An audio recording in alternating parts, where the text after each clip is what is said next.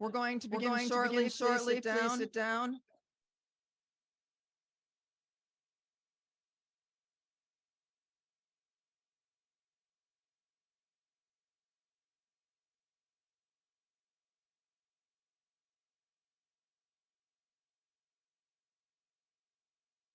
Okay, we are reconvening special town meeting number one of the November special town meeting of 2023. Welcome back. I am assured that the sound has been tested and retested. So hopefully we will not have any problems today, and all will go smoothly. There has been a motion to move Article 7, which is the home rule legislation seeking to allow discounts on water and sewer rates for seniors and income eligible residents until the second order of business tomorrow due to the sickness of some of the speakers. It is made by David Mark Goldstein and seconded by Harry Friedman. It will be the first motion and vote of our night. And I would like our extremely technical people to drop the vote now.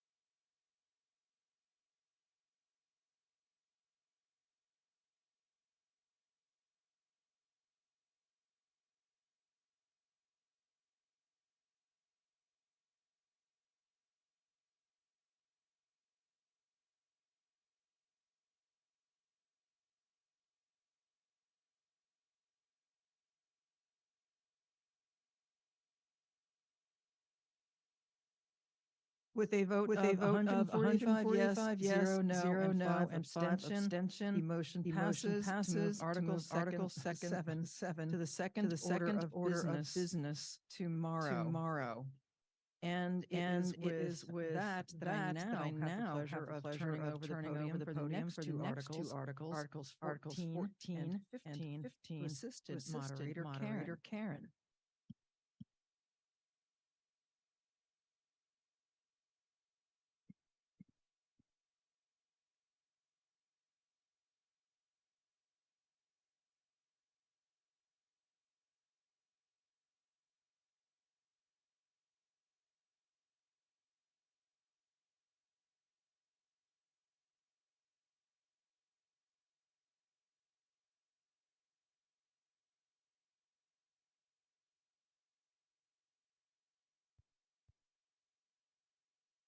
Thank you, Madam Moderator. The next article we're going to take up is Article 14. The motion is found on pages 14 to 14.9 of the combined reports. It is a warrant article concerning humane pet shops and regulating the sale of certain kinds of pets in the town of Brookline.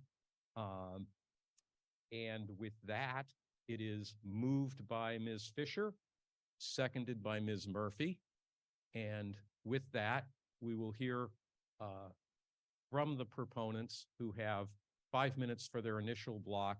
And unlike last night, where my timekeeping is advisory, as of right now, I get to cut people off, but I'll give you fair warning. So Ms. Fisher, your group has 5 minutes to start.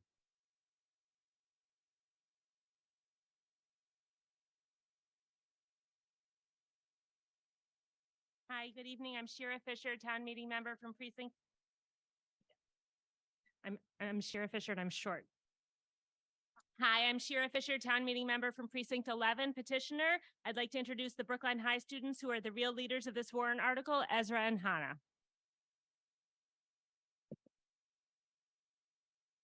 Hi, everybody. Good evening. My name is Ezra Kleinbaum. I'm a junior at Brookline High School, a Precinct 10 resident, and I'm one of the students who's been leading the initiative behind Warrant Article 14. Do we have slides?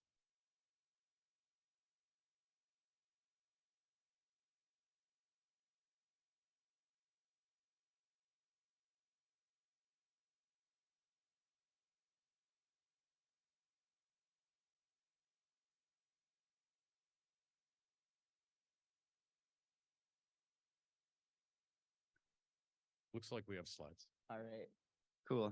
Yeah. All right, thank you. This article would prohibit the sale of mammals and birds in pet shops. And to be clear, this would not apply to breeders or animal shelters. And the rationale behind this article is that pet shops source animals from puppy mills, and puppy mills sell animals almost exclusively through pet shops, and puppy mills are cruel to animals. This article would still allow pet shops to display animals for adoption through partnerships with animal rescue groups.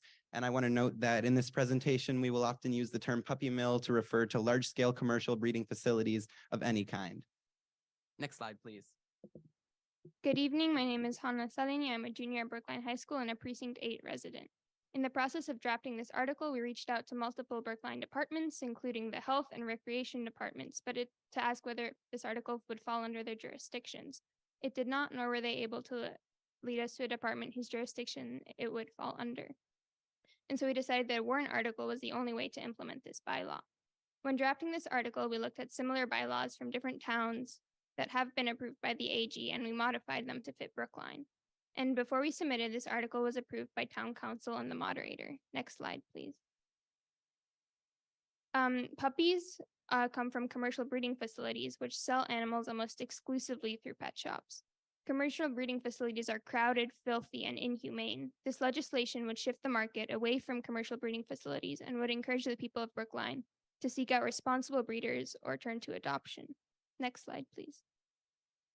Originally, this article applied to mammals, birds, reptiles, and amphibians, but was amended to apply to just mammals and birds following feedback from both the advisory committee and the select board. So I firmly believe that this article not only represents a strong animal welfare measure, but it represents compromise, constructive discourse, and collaboration.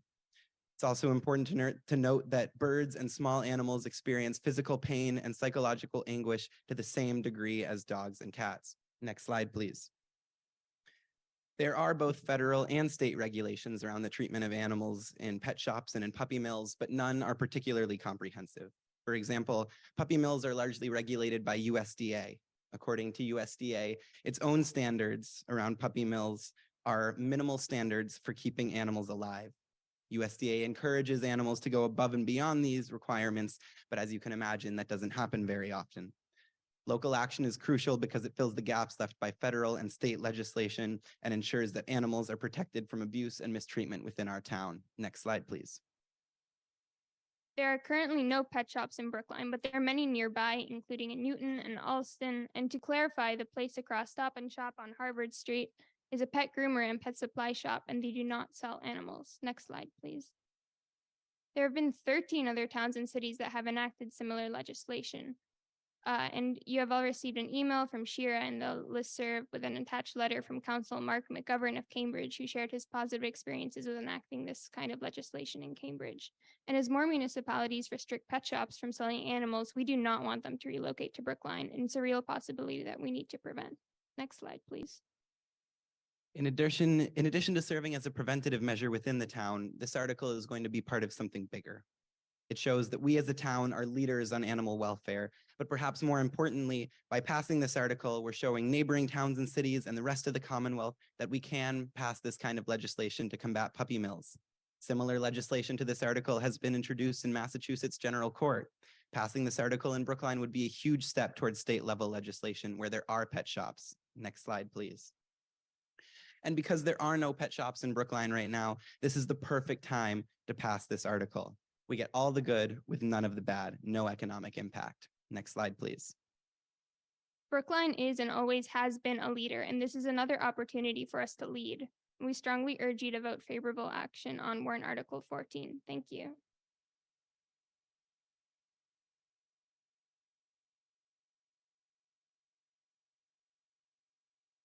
Thank you, and I would note that they got it all in under 5 minutes, so whatever you think of the merits. Mr. Green, with the select board, showing my age.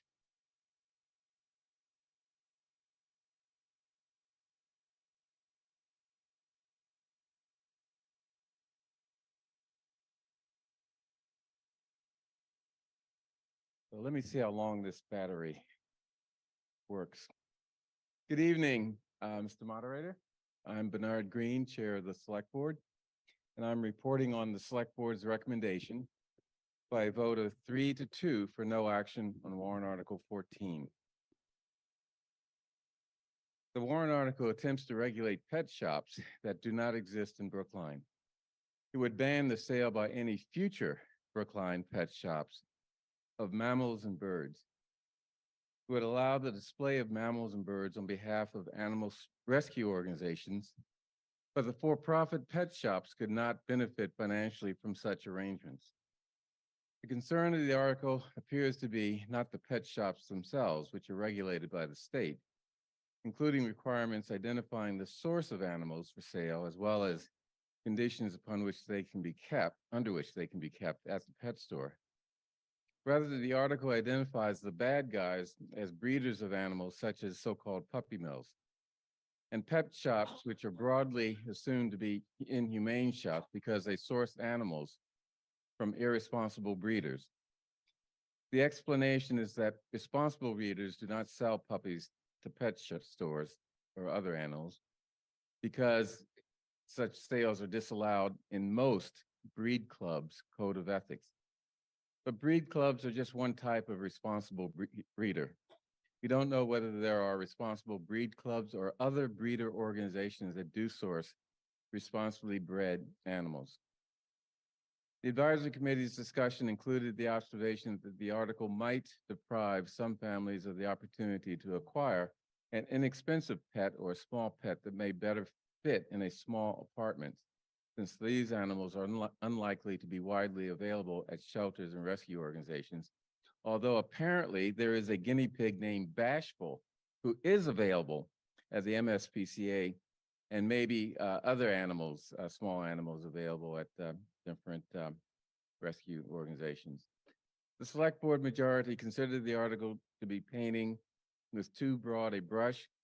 Some board members were concerned about the impact on comfort and companion pets. Others on the proposal's treatment of the sale of amphibians and birds, partially addressed already. So the select board, by a vote of 3-2, recommends no action under Article 14. Thank you. Ms. Murphy.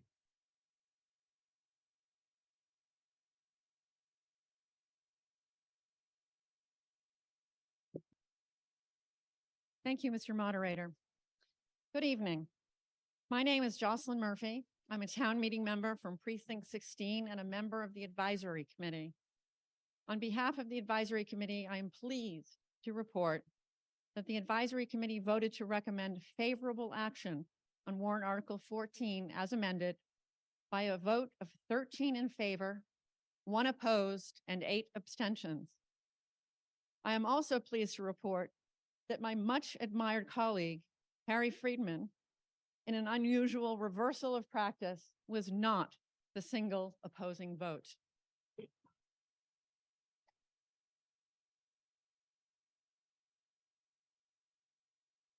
In recognition of the inhumane conditions and abuse that is reported to take place at so-called puppy mills and other commercial animal breeding facilities, the petitioners of Article 14 are seeking a town bylaw that would prohibit pet shops in Brookline from selling mammals and birds acquired from these facilities. As proposed, the bylaw would allow pet shops to display animals that are available for adoption from rescue organizations or animal shelters. If Article 14 receives favorable action this evening, Brookline would join several other communities in Massachusetts that currently prohibit the sale of commercially bred live animals at pet shops, typically cats, dogs, and rabbits, and in some cases, arachnids, reptiles, and guinea pigs. Brookline doesn't have any pet shops that sell live animals, as you've heard. However, the petitioner's overarching goal is to encourage statewide legislation that prohibits such sales, and they firmly believe that seeking local legislation like this is an important step toward reaching that goal. The Attorney General has previously approved several similar bylaws in communities that prohibit the sale of cats, dogs, rabbits, and guinea pigs. In addition, the city of Boston prohibits the sale of cats, dogs, and rabbits, and Cambridge prohibits the sale of arachnids, birds, mammals, amphibians, and reptiles.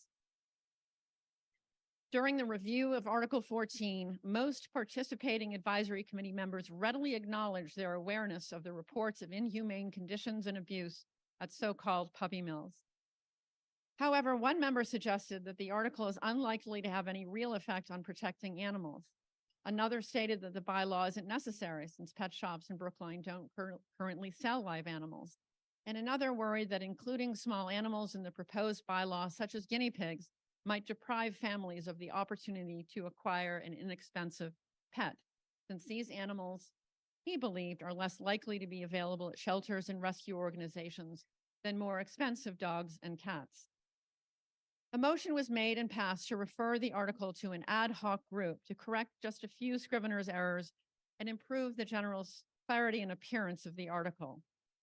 Amended under a joint motion of the petitioners and the advisory committee, Article 14 would prohibit the sale of commercially bred mammals and birds at pet shops, but allow the display of animals available for adoption from rescue organizations and shelters. The penalty section of the article was also amended to make clear that each day a pet shop is in violation of the bylaw would constitute a new violation and commensurate penalty.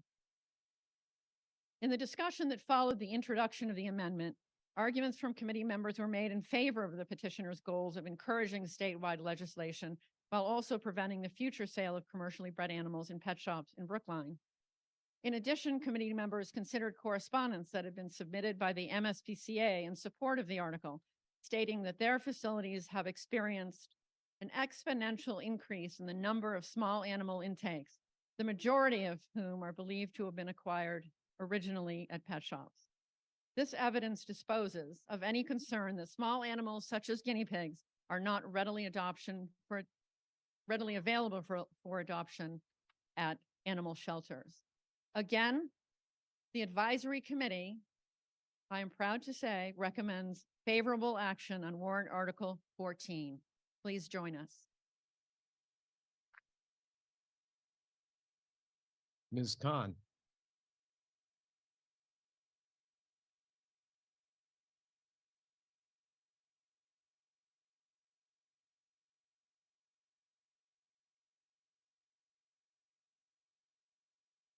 Janice Khan, town meeting member from precinct 15. And I come before you not as a pro or con about this article, but really to raise a question that occurred to me as I was preparing for tonight. So I want to say upfront that as a former president of the League of Women Voters of Brookline, I want to encourage young people who live in Brookline to be interested in town government and participate in meaningful ways in the life of the town. And I commend all the petitioners for coming before us. With that said, I also want to say that with that encouragement, we collectively have a responsibility to provide guidance. And to that end, I questioned this afternoon whether we had done a good job of vetting these articles, because I was concerned that businesses typically in this town are regulated through our zoning bylaw. And these are both going to our general bylaws. So that's a little wonky if you're not someone who looks at the zoning and general bylaws on a regular basis. But I was concerned that we need to have a systematic way of finding things in our laws in Brookline. And parsing them in this way is one of the ways that we do actually bring some order, so that typically a business, you would go to the zoning bylaw, unless it was regulated, and unless it needed to be to have a license, in which case it would be like marijuana facilities are in our general bylaws, also in our zoning bylaws. So I needed some clarification. I did check with I checked with a lot of people today and learned a lot as I was going through this in my own mind. And I just thought I would share with you that in the vetting process, I think it is important to look at where these bylaws do belong. I did learn from Commissioner Bennett today that he was comfortable with them not being in our zoning bylaws, despite the fact that they are a business. So I bring that before you just as a point of information, as maybe education. And so I hope that you will vote as you wish to vote. Thank you. We have Bryn Ambrose or Brian, I'm not quite sure. Oh, by video. Okay, then. We have that.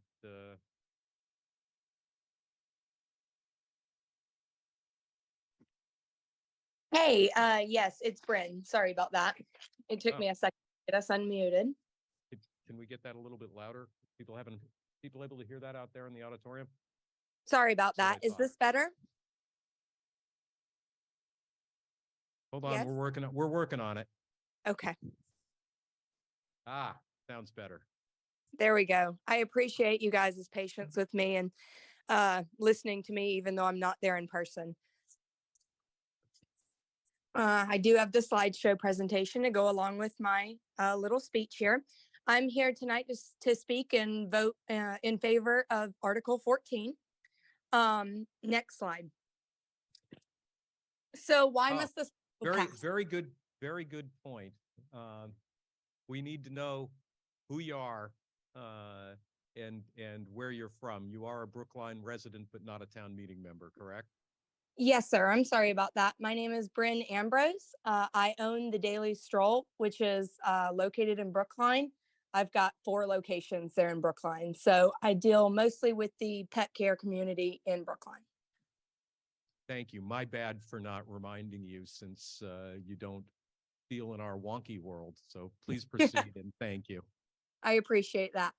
So yes, I'm here speaking on behalf of the dog community in particular. Why must this article pass? Well, Boston, as the US's 23rd most populous city, really must join the stance that other leading US cities have taken to ban the sale of mammals and birds in pet stores. LA started and took a stance by passing a similar bill back in 2019. Our sister city, New York City, passed a similar ban last year in 2022, and we really need to get on board and join the rest of the US in taking this stance. Next slide. Think that this issue doesn't touch us? Well, it does. As the students have already raised, the nearest pet shop is very close to us, right on Harvard Ave, which is less than a quarter mile from the Brookline border. Those pets that are sold from that pet shop, they live in Brookline. They're not going all over the US. They're going right across the border into Brookline. Those pets could be your class pets. They could be your friends' pets. They could even be living next to you as your neighbor. At TDS, I've personally had the pleasure of getting to work with 2 dogs that came from pet stores. Unfortunately for the owners of these dogs, they did deal with multiple long-term medical issues. Miley developed degenerative disc disease at a very, very early age, and Bella dealt with social anxiety that was crippling for her family. She really had a hard time ever functioning outside of the kennel due to the fact that she was not allowed proper time with her mother, and she was taken from her mother so early to be sold in store. Next slide. So what is the issue really with pet stores? Well, beyond the fact that pet stores do not train and educate the adopters, which mostly is because they put profit first above adequate adoption, the animals are also not vet certified, and that they are not guaranteed certificates of good health. This is something that's required of rescues organizations, and breeders also give guarantees in their contracts. This is not something that you get from a pet store. So it leads to families that wind up with very unhealthy pets a year or two in. Also, I want to point out that exotic animal adoption rates are incredibly low. Rescue organizations in the state of Mass are reporting less than 30 adoptions of exotic animals per year. And that's out of the 1,500 plus calls that they're getting.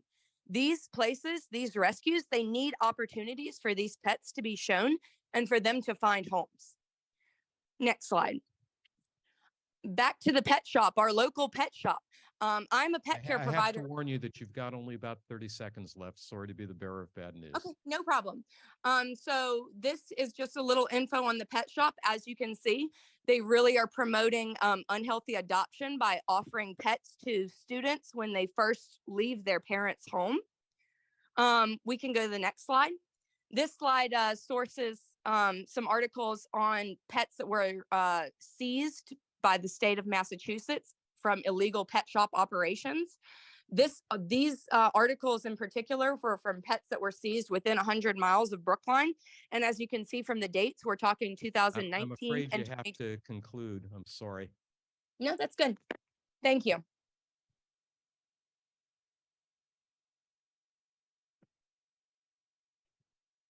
Ms. Mockmuller.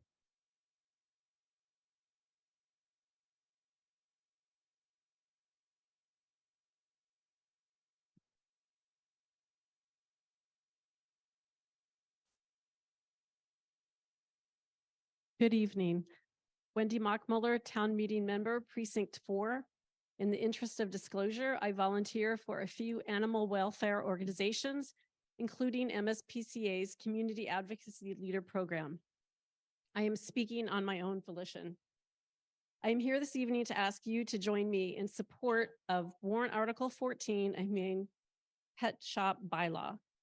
As our previous speakers have articulated, breeding for and selling animals in pet stores is not and cannot be done in a humane manner.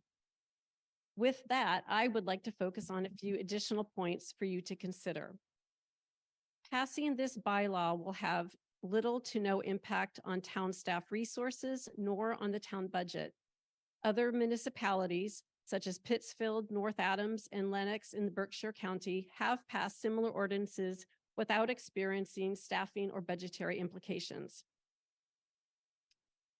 In Massachusetts, to open a pet shop to sell animals, a prospective operator would need a license from the Massachusetts Department of Agricultural Resources.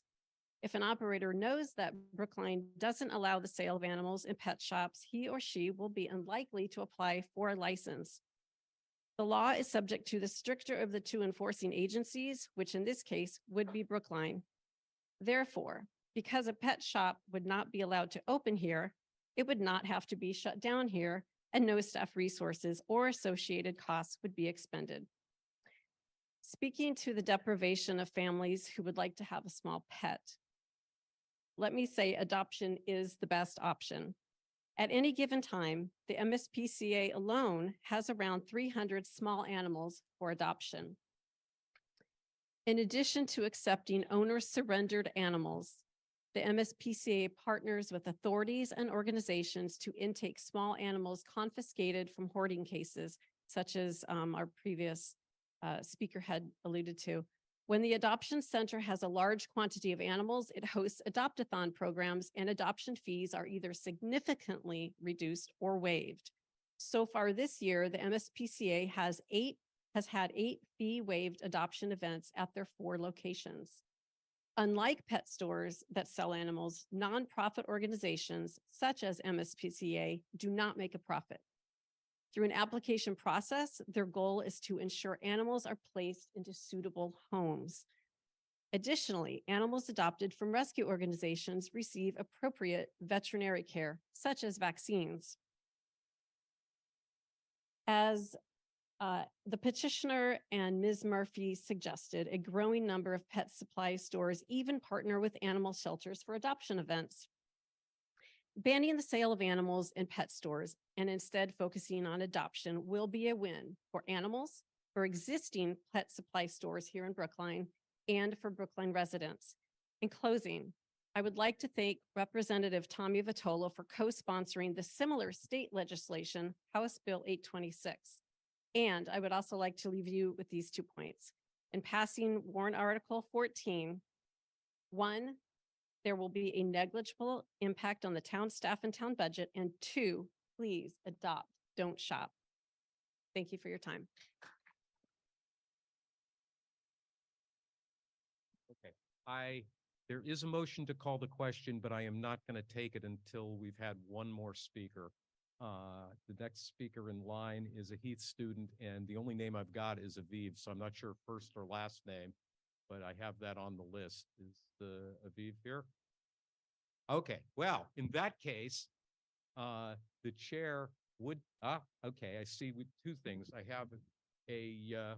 We have a gentleman with a question at the microphone. I will take a question, and we also have Mr. O'Neill asked for some clarification regarding whether or not Ms. Ambrose was a Brookline resident, and my understanding is she is, but not a town meeting member.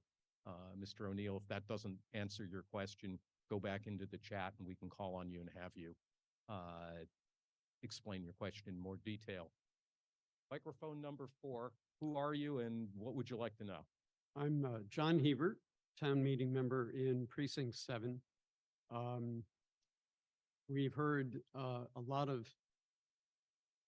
commentary about this question this evening, but I haven't heard a lot of facts. And I'm curious to know what the incident rate of abuse is at pet stores. How many pet stores have been fined or cited? The number of animals that have been injured. It also seems to me there's an adage in advertising that nothing will kill a bad product faster than good advertising. And especially in the age of social media, it would seem to me that if animals are being abused at a commercial establishment in particular, that the public would probably find out about it, and through social media, it would spread like wildfire. And commercially, this would be one of the worst things that you could have for a business. So was your prior question rhetorical and you're making a comment, or did you actually want me to see if the proponents, and I'm trying to give respect, but it sounded like you Yes, moved over into the comment part. So were you looking for an answer, or? I am looking for an answer, and I was making that comment, Okay, that statement well, as well. I'm not going to take any more comments without doing the motion to call the question, but Ms. Fisher, do the proponents have anything they'd like to add? Okay. Feel free. You have to tell us again who you are, even though you introduced yourself a minute ago. Yep, thank you. Ezra Kleinbaum, junior at Brookline High School, precinct 10 resident. And there aren't really citations because it's not really regulated. 2.6 million puppies come from puppy mills every year, according to the Humane Society.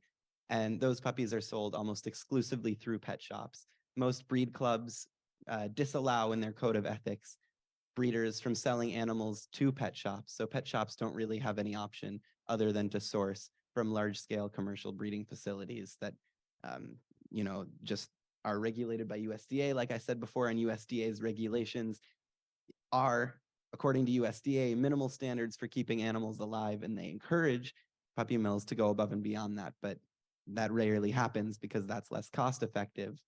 I hope that answers your question. Okay.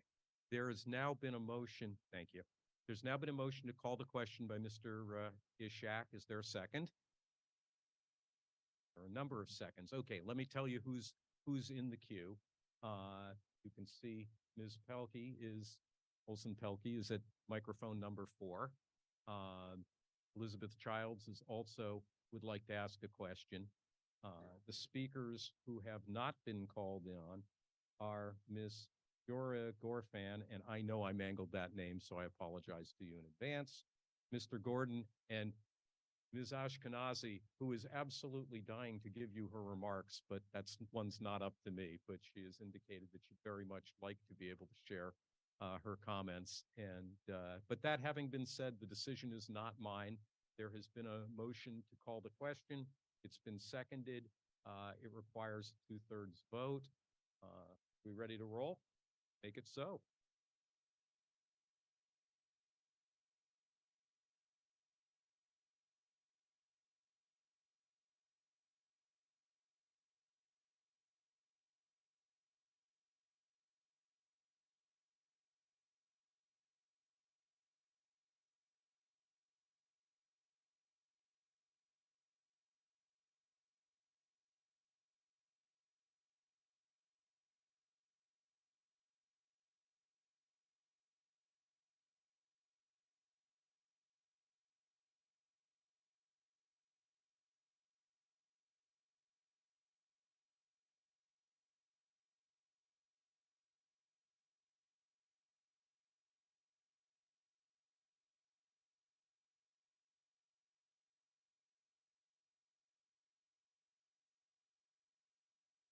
I waited till they took math off the LSAT. That's 2/3. Okay, the motion carries. Debate has been terminated. We will move to a vote on the motion, which is found on pages 14.7 to 14.9 of the combined reports. Motion to regulate pet shops and what they can sell, as you have heard. It requires a majority vote. And are we ready to go? Let's do this thing.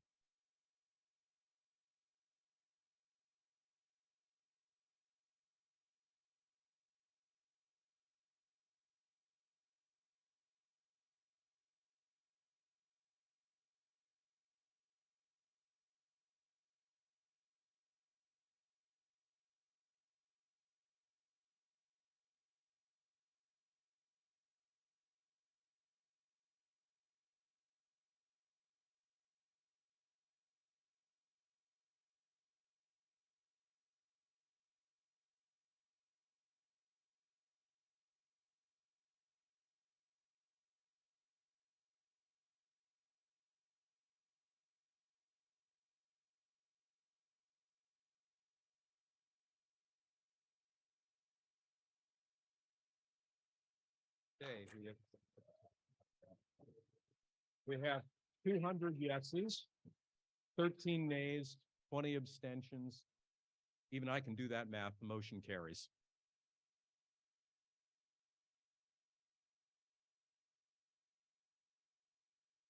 That brings us to consideration of Article 15. Motion is found on pages 15-6 through 15-9 of the combined reports. So folks do not get confused.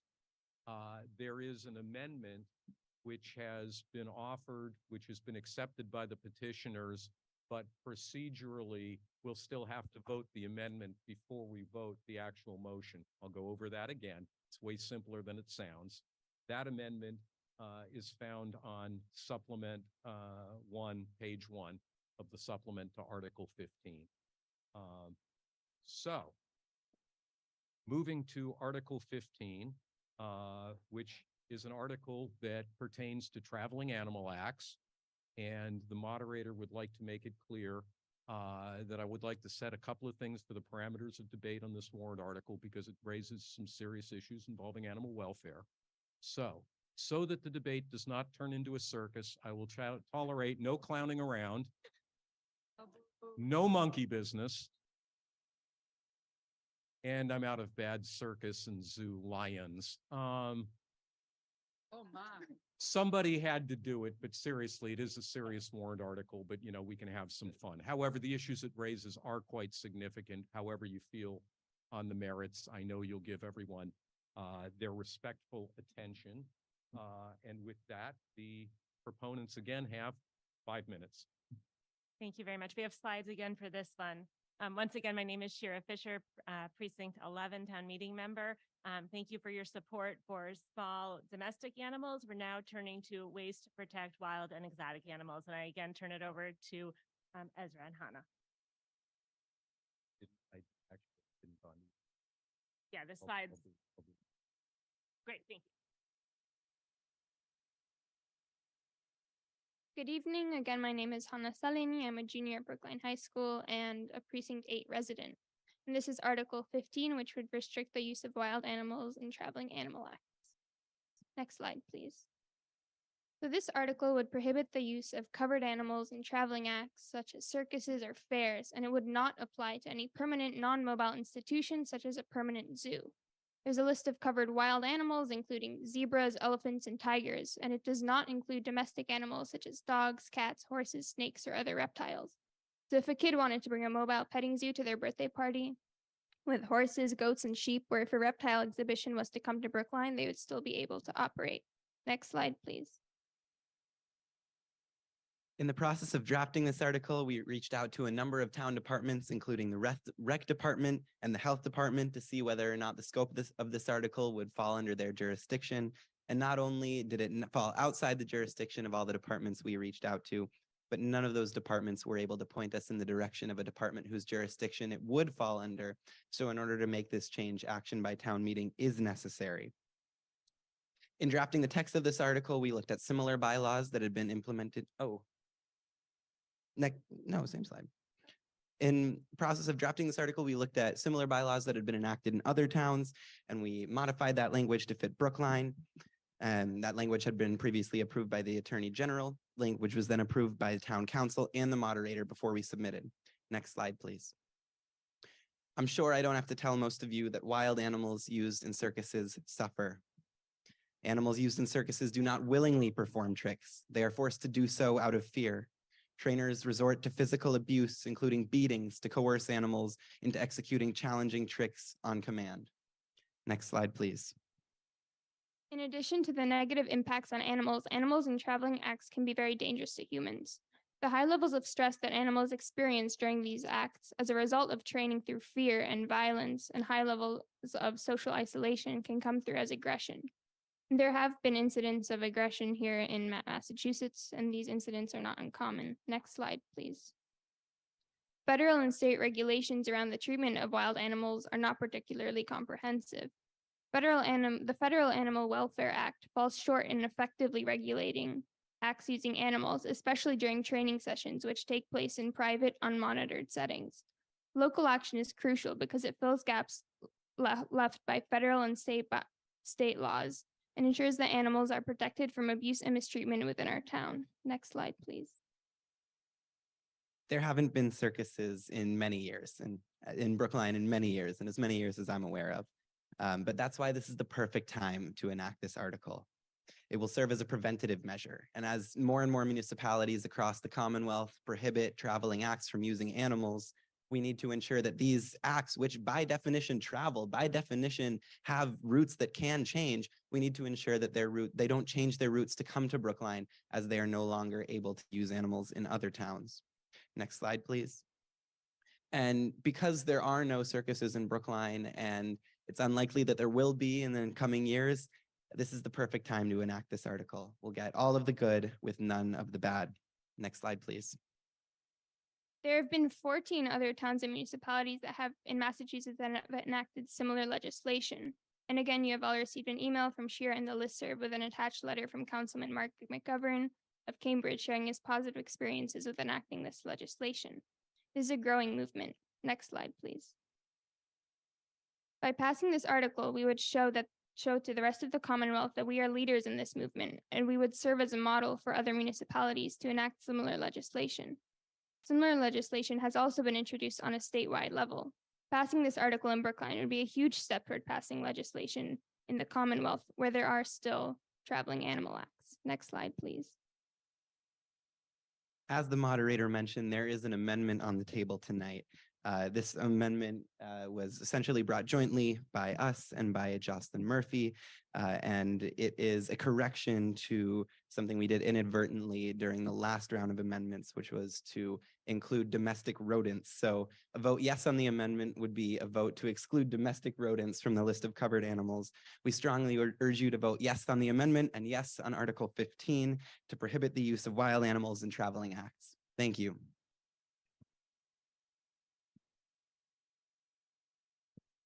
Once again, let me point out that the proponents again came in under 5 minutes. Just say an example for the rest of us. Ms. Murphy.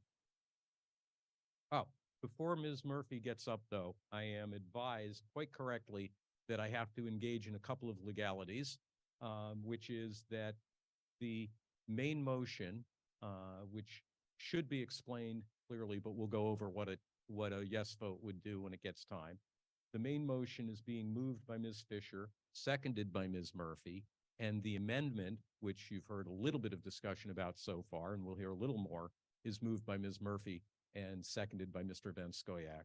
Now that we've gotten the housekeeping out of the way, Ms. Murphy. Thank you, Mr. Moderator. Again, I am Jocelyn Murphy, town meeting member from Precinct 16 and member of the Advisory Committee, speaking once again on behalf of the Advisory Committee. I'm pleased to report that the Advisory Committee voted to recommend favorable action on warrant Article 15 as amended by a vote of 13 in favor, 2 opposed, and 8 abstentions. In recognition of the inhumane conditions and abuse that animals in traveling animal acts are reportedly caused to endure, and the injuries sustained on occasion by bystanders and the handlers of animals under stress, the petitioners are seeking a bylaw that would prohibit certain wild and exotic and other animals from being used in traveling animal acts in Brookline. Should Article 15 receive favorable action, Brookline would join several other communities in Massachusetts that currently prohibit these acts. The petitioner's goal is to join these communities and once again encourage the passage of statewide legislation that prohibits such acts. Although no traveling animal acts are thought to have occurred in Brookline in recent memory, the petitioners hope to prevent such acts from choosing Brookline as a venue in the future. During the review of Article 15, a majority of subcommittee members acknowledged awareness of the inhumane conditions and abusive treatment animals in traveling animal acts endure. However, it was pointed out that these acts don't actually take place in Brookline, and doubt was cast on whether the bylaw would have any actual effect on protecting animals. Another member suggested that a resolution directed to the state legislature might be more effective than a local bylaw. The petitioners emphasized the importance of taking a lead on the substance of the article in support of statewide legislation. A motion was made and passed to refer Article 15 to the earlier ad hoc group, again to correct a few scrivener's errors and improve the general clarity and appearance of the article. Amendments were also made to make clear that all subspecies within the several identified categories of covered animals are included, and to clarify in the penalty section that each day the bylaw is violated would constitute a new violation and corresponding penalty. It should be emphasized that the prohibition in the proposed bylaw does not apply to other animals, such as domestic cats and dogs, farm animals, including goats and sheep, or to horses, ponies, or reptiles. In support of the article, arguments were made in favor of the petitioner's goals of encouraging statewide legislation while also preventing the future use of covered animals in traveling animal acts, again with reference to correspondence submitted by the MSPCA and other animal advocacy groups describing the inhumane conditions and abuse that animals performing in these acts endure. Following publication of the combined reports, it was discovered that domestic rodents had inadvertently been included in the list of covered animals. The petitioners and I subsequently filed a joint motion to amend the amended version of the article to correct the error. This is seen as a housekeeping correction, not requiring further advisory committee review. Again, by a vote of 13 in favor, 2 opposed, and 8 abstentions, the advisory committee recommends favorable action on warrant Article 15 as originally amended. Thank you. Ms. Khan, I'm unclear as to whether or not you had intended to sign up to speak on this article. If you have, you're welcome to do so now. If you don't want to, that's fine too. Okay, well, we're not quite at questions yet. So we'll go to Mr. Van Scoyac.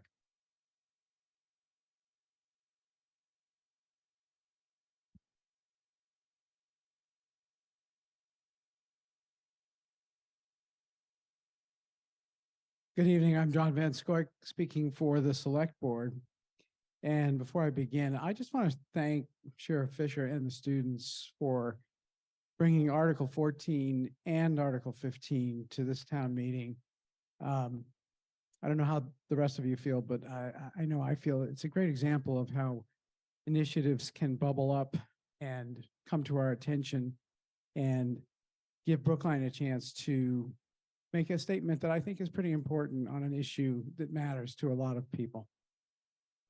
Article 15 is a proposed new bylaw that would prohibit the use of certain animals in traveling acts, circuses, carnivals, fairs, and other mobile shows.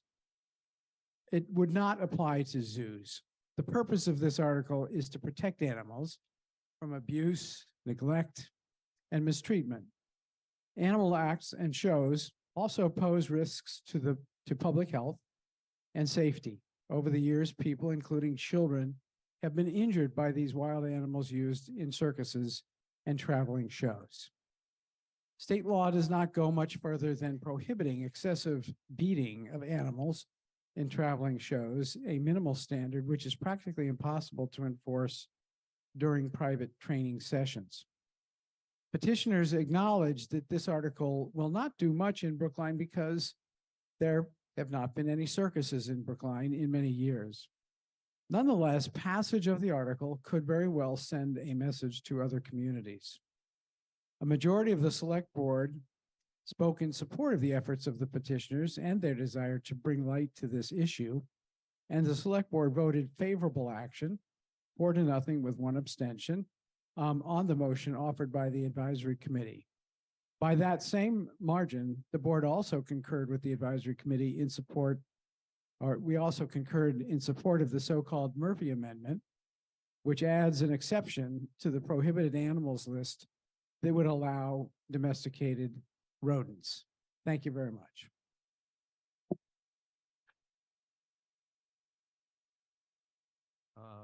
We have Eric Nolte, who's a non-town meeting member, who's signed up to speak.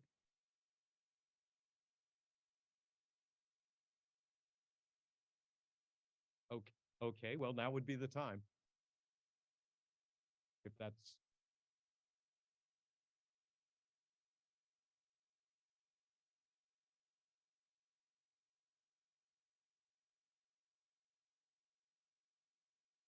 Hi, my name is Cleo Blanding. I'm a junior at Brookline High School and a member of the Warrior for Animal Rights Club with Donna and Ezra. And just kind of knowing how much work this took to bring here, thank you guys for getting us so far. I'm in favor of this article and its assertion of Brookline as a leader in this growing movement, and it's the perfect time to be enacted as an effective preventative measure with no adverse byproducts such as economic drawbacks. We need to make Brookline a place that won't stand for abuse and stress that the transportation and training of traveling acts put in animals. I'm now going to present a video on behalf of Eric McNulty, who wished to be here but unfortunately couldn't make it. McNulty is a board member for Massachusetts for Animals and would also urge support for this article. And so I would like to cede the rest of my time to him. Thank you.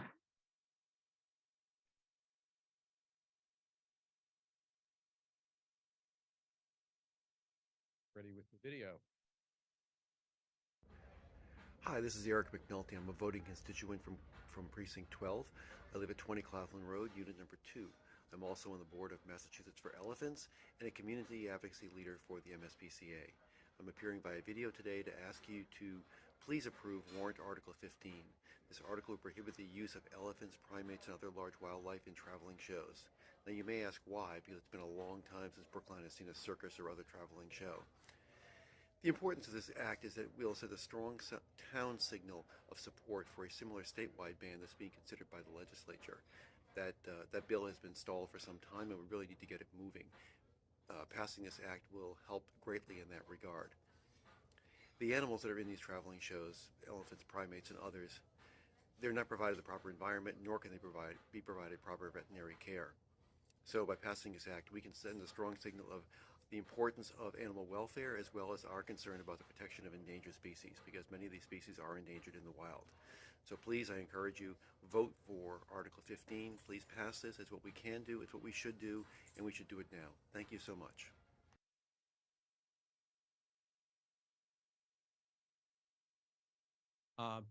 There has been a motion to call the question. Before I accept that, Ms. Khan, you had a question, and now would be the time.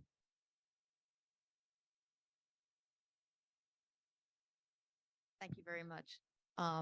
So Janice Khan, town meeting member from precinct 15. So I'm aware of Somerville and Cambridge being communities that have had traveling acts go through them.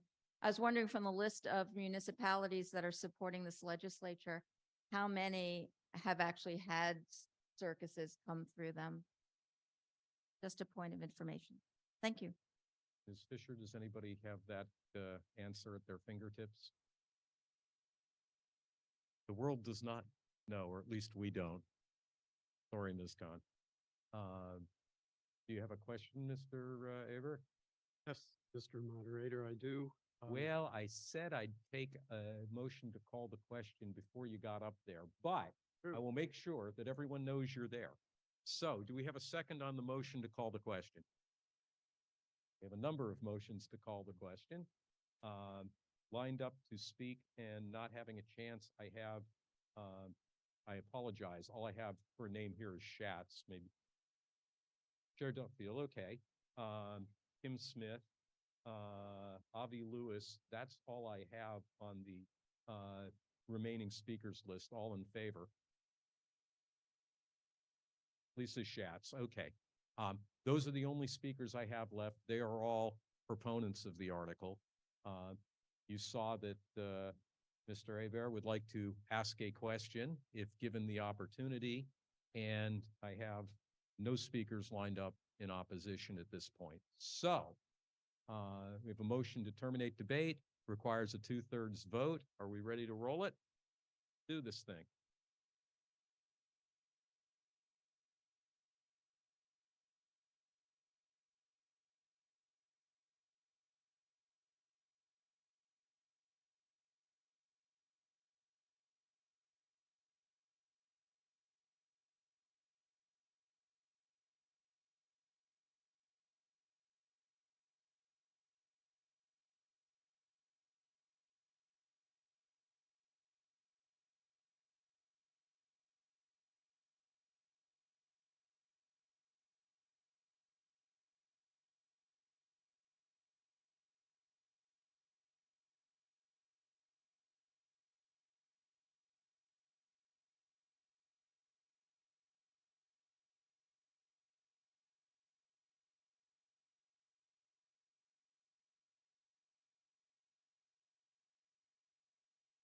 Okay, 185 yes, 35 no, 8 abstentions. The motion to terminate debate carries.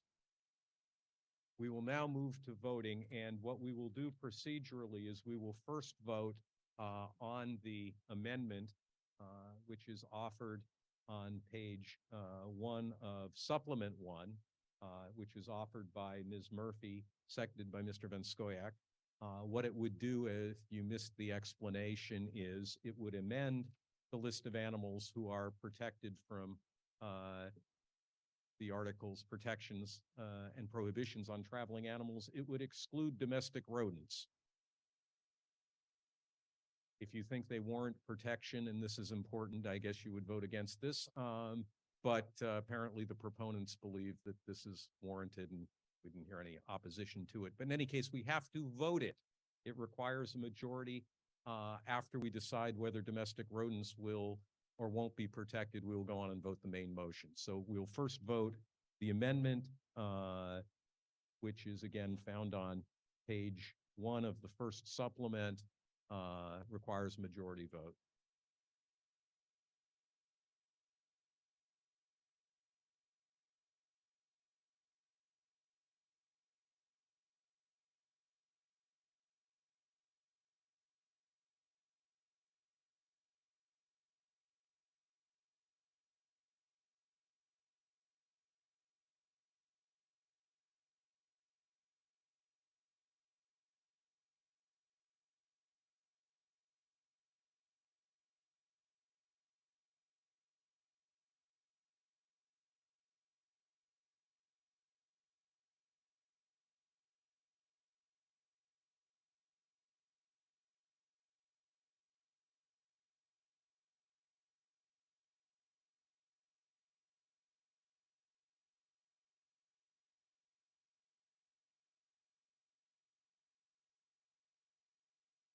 Okay, we have 206 yes votes on the amendment, 13 noes and 13 abstentions. So the amendment passes, and now we will go to a vote on the warrant article as amended, which appears on pages 15.6 through 15.9 of the combined reports, with the exception that because we have accepted the amendment, if you go to page 15.7, item L, you would then add the language after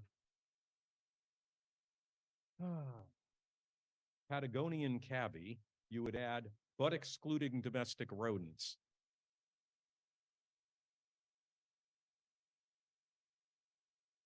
I wish I was awake enough for a good line on that, but in any case, a yes vote would extend and enact the protections of the warrant article to prohibit the use of protected animals in traveling animal acts.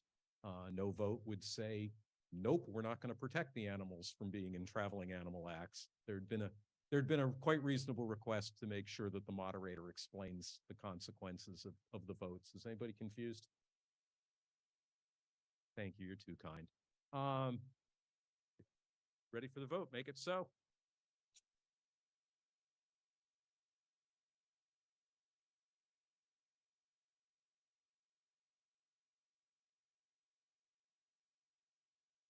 Town clerk begged me to ask you not to applaud after the totals are announced by our hardworking IT staff, because he can't hear it and then get the vote totals from me. So save your applause for the end, if there isn't.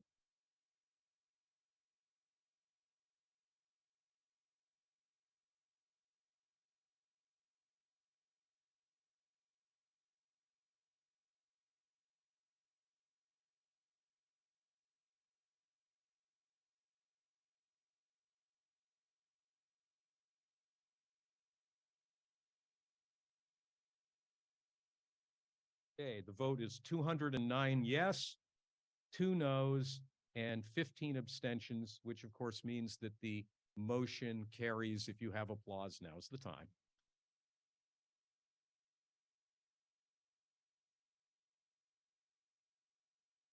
And with that, I will cede the con back to Madam Moderator. Thank you.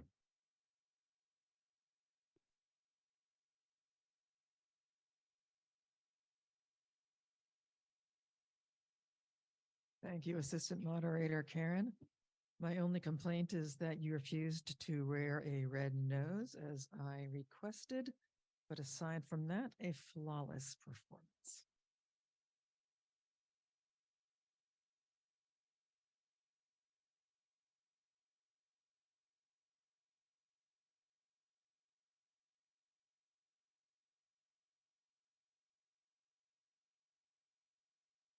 All right, back to less fun business.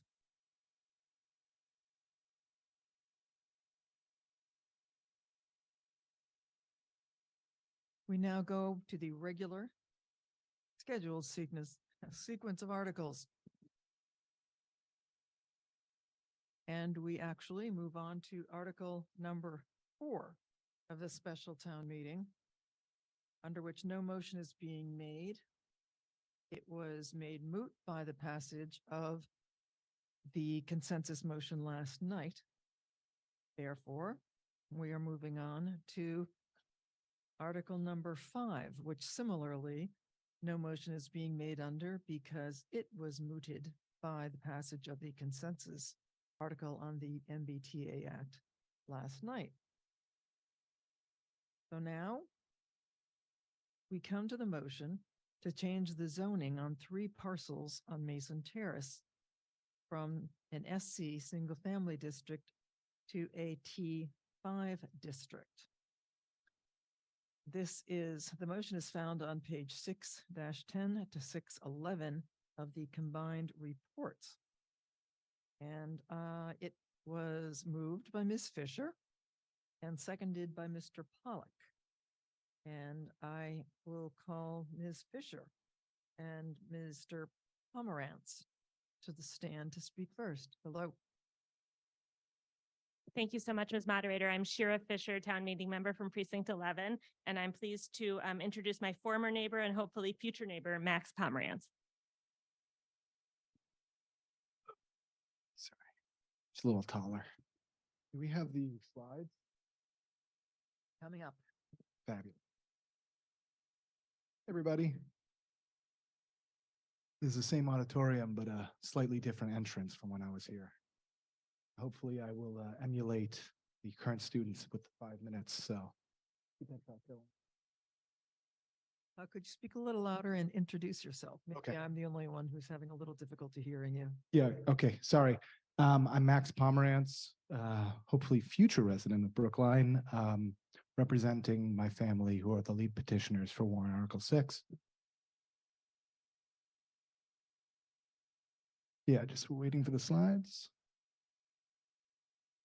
Thank you all for coming, taking the time this evening.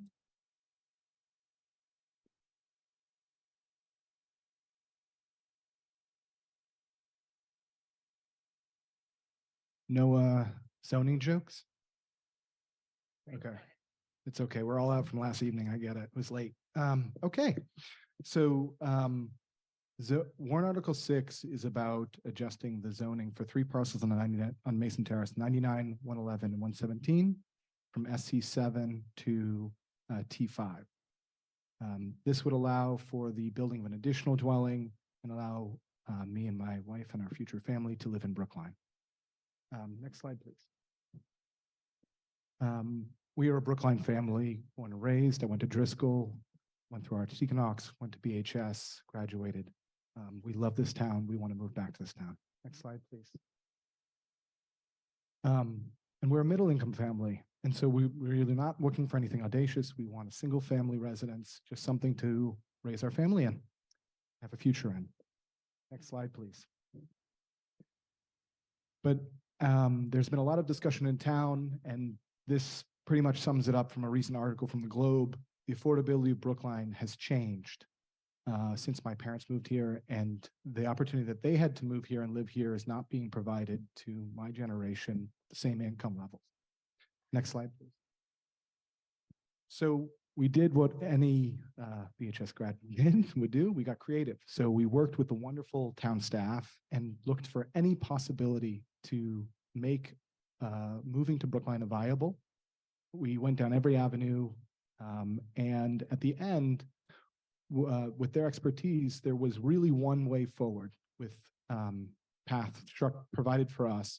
And given the unique structure of our neighborhood, it was to recommend the adjustment of our zoning, right, to change the zoning. Next slide, please. Next slide, please.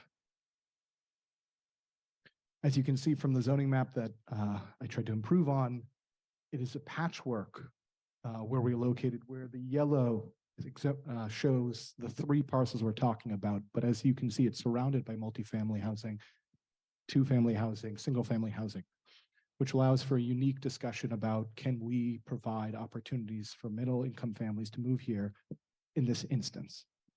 Next slide, please. And we had discussions with the community. We reached out to our neighborhood. We reached out to the larger community. And we obviously had wonderful discussion with the town. And one of the big things that came up in the concerns was impact, right? And so I can tell you that this is extremely minimal. Building behind a lot, not viewable from the street. I'm an avid gardener. A green path will be in place. So we will not impact the larger neighborhood in any significant way. Next slide, please. And the change is now limited because we've heard feedback and concerns around additional, multifamily housing outside of a larger plan. And so it was agreed that being able to go to just a T5 would enable what we need, and the town supported that, and the neighborhood had supported that. Next slide, please. And here's the list of our abutters and our neighbors and all the Precinct 11 members who are behind this warrant article. Next slide, please. And more. Next slide, please. And the 2 additional concerns that were brought up were really around 2 things: precedent and procedure, right? And precedent we know from town meetings are not beholden to future town meeting decisions are not beholden to previous town meeting decisions. So if you're voting on this, and I hope you do, it does not change any future vote in concerns around another parcel being upzoned minimally. Next slide, please. It's not spot zoning. And I know that was a general concern and concern of some people. Next slide, please. And I think the last thing here is that there's a conversation around procedure and whether, everything should be folded up into a comprehensive plan. And the reality is, with discussions with some experts in planning, that being able to decide on one or two spots and provide an opportunity for a middle income family would not make it up to the level of a strategic plan. And so this is something completely different. And the avenue that is provided for us tonight is to approve this warrant article to make that opportunity happen. Thank you so much.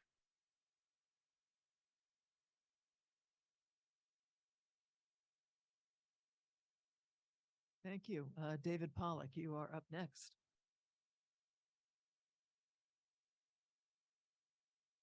Here you will explain all those zoning terms and districts. Because you are a wonk.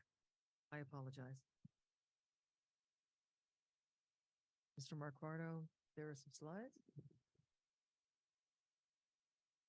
Thank you, Madam Moderator. Good evening, colleagues. David Pollack, town meeting member from Precinct 11, chair of the Advisory Committee's Land Use, Zoning, and Sustainability Subcommittee, speaking on behalf of the Advisory Committee in favor of Article 6 as amended by the Advisory Committee.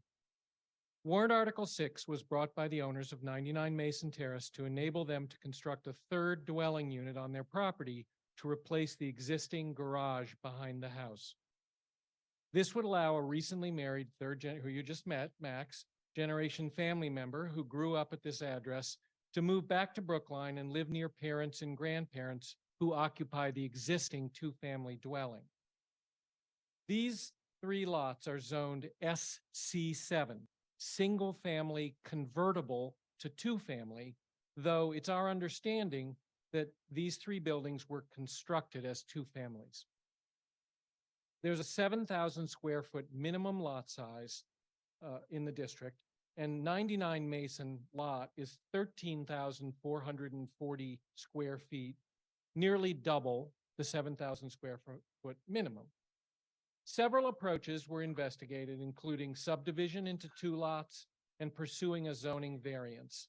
An architect, lawyer, and town staff were consulted. It was clear that these approaches were unlikely to allow the project to proceed, hence the zoning change appeal. M1.5, after this sentence, next slide, please, sorry. Can't read my own notes.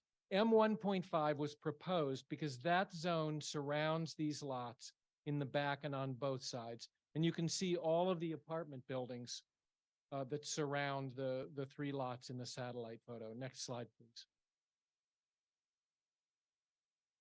As you can see from the zoning map, these parcels outlined in blue are at a nexus of many zones. SC7 across Mason Terrace and out to the west, which is a kind of a peach colored zone. S7, which is single family, which is the pale yellow going up Summit Avenue. M1.5 on either side of the subject parcels, that's outlined in purple. And then M2.0 and 2.5, which is behind the dark red all along Beacon Street, is higher density multifamily. And then the T5, which is outlined in green along Mason Terrace. The change to M1.5 would have allowed the third dwelling unit at 99 Mason, but it would equally have allowed a 20,000 square foot apartment building on the 99 Mason Terrace lot. The advisory committee amended the article substituting T5, T for 2-family, 5 for 5,000 square foot minimum lot size, in place of the M1.5, and the petitioners have agreed to this amendment. T5 is almost next door and makes sense for these 3 two-family houses. Under T5, the 99 Mason Terrace lot may be subdivided into 2 conforming lots, a front lot for the existing house and a back lot for the garage and future bungalow. While this change would allow the addition to replace the garage, yes. While this change would allow the additional unit and resolve issues including lot size and floor area ratio, it is likely the proposed project would need some special permit relief for setbacks at a minimum to address the distance between the existing house and the proposed house behind it. The petitioners are aware of this and prepared to engage in the usual process with the planning and zoning boards. The change to T5 would not allow subdivision or additional units at 111 or 117 Mason Terrace, but T5's higher floor area ratio of 1.0 as opposed to 0.5 in the SC7 would allow enlargement with additions of those other properties. Land Use Subcommittee and later the Advisory Committee members were strongly supportive of the petitioner's multi-generational family housing goal and noted the large lot size. 3 concerns were raised and have been largely addressed.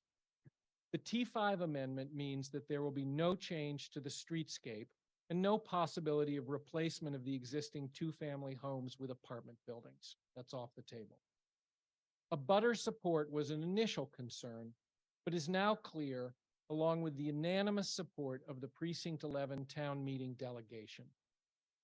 Finally, there was and remains discomfort with presenting town meeting with zoning changes for the benefit of one individual property owner.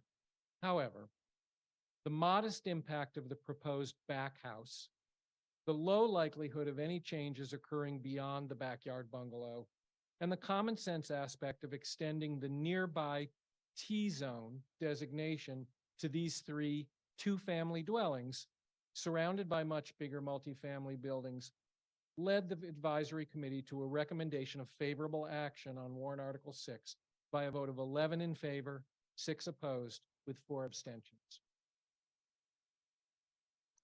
Thank you. Mr. Van Scoyac for the Select Board.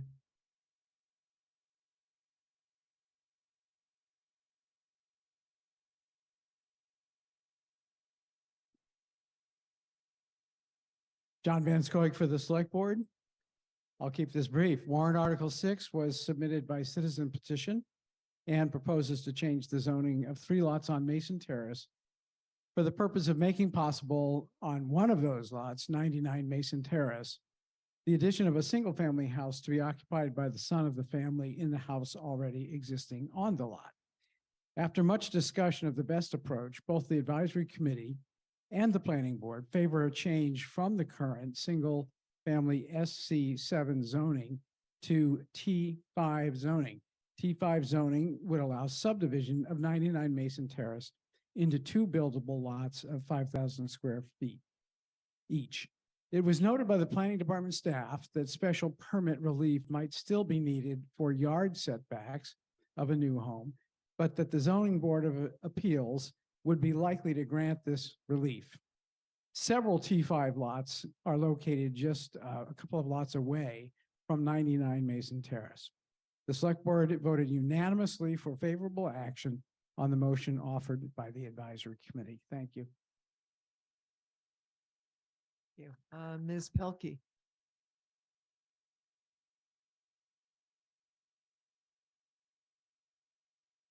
And then Mr. Hyken, you will be next. And then Ms. Zimmerman, so if you could be prepared to come to the.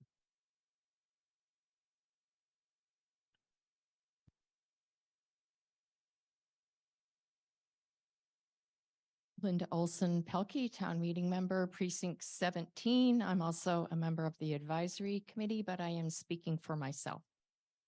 I am speaking in opposition to Article 6. While everyone who has reviewed this article is sympathetic to the petitioner's cause, it's important to understand this article is in the context of our usual procedures around individuals seeking zoning relief, the public purpose of zoning, and the role of town meeting. The petitioners did not seek relief at the Zoning Board of Appeals. That would have been the appropriate venue to start with, and the outcome of such a request cannot be predicted, despite the opinions expressed by a member of the Planning Department staff. These processes are codified in law and assure that abutters receive adequate and factual notice, and neighbors are afforded the ability to attend hearings and express their opinions and ask for changes. The town meeting warrant article vetting process is not structured to assure such widespread and neutral public notice and engagement. Town meeting should be assessing the public policy implications of the articles before them. But this proposed change seems not to be about a public purpose, but is rather an individual accommodation, which therefore, in my opinion, makes town meeting an inappropriate venue. Another concern is the nominal inclusion of the two other parcels beyond the petitioner's private property. These two properties owners have no desire to be upzoned. And with the amendment to T5, they are not going to be able to add additional units to their parcel. In all of the hearings, all of the public meetings on this warrant article, we have never heard or seen from the owners of these other two properties. The only reason these parcels are included in the zoning change request is to avoid the conclusion that upzoning 99 Mason Terrace would be spot zoning. Including these two other parcels is simply a means to an end, a personal parcel zoning change. As a member of the Advisory Land Use Subcommittee, I'm concerned about the precedent this article sets. Now that the word would get out that an individual homeowner were able to rezone their private property through town meeting, we could seemingly be inundated with property owner requests seeking changes for any number of personal reasons. The purpose of our upcoming planning and zoning reform efforts are to approach these questions from the broadest possible public purpose lens, and approving random personal zoning changes is the opposite of that. I believe the current zoning and the structures on the parcels with their steep slopes, angular shapes, and current level of open space and trees is the appropriate use for these parcels, and I believe the zoning was appropriate when it was assigned. Please vote to uphold the fair processes for zoning accommodation that we already have, and to avoid setting a precedent for private property owners seeking personal accommodation through town meeting. Please join me in voting no on Article 6. Thank you. Mr. Hyken.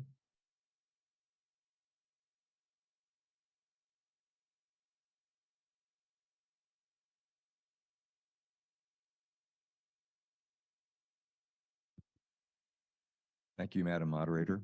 Steve Hyken speaking for the Planning Board. By the time this proposal got to the Planning Board, it had already been modified from a rezoning to M1.5 to T5. And I think David Pollack of the Advisory Committee gave you a very good both verbal and visual explanation of what the surrounding zoning parcels look like and why a rezoning to T5 makes sense. The Planning Board believed that the proponents made a reasonable effort to consult with town officials in terms of how to best achieve their goal. And I think the Planning Board concurs that it was an appropriate avenue to seek this rezoning. The Planning Board also does not anticipate that this would set off a wave of individual rezoning requests. And we note, as you heard earlier, that every such rezoning or even planning proposal from the Planning Board's perspective anyway, is subject to being looked at on its own merits and not in terms of precedent. And you've heard in the previous presentation that Town Council notes that that's the way town meeting thinks as well. We also noted the unanimous support of every town meeting member in the precinct, as well as virtually all of the abutters and nearby residents. So the Planning Board voted unanimously to recommend favorable action on warrant Article 6. Thank you. Ms. Zimmerman.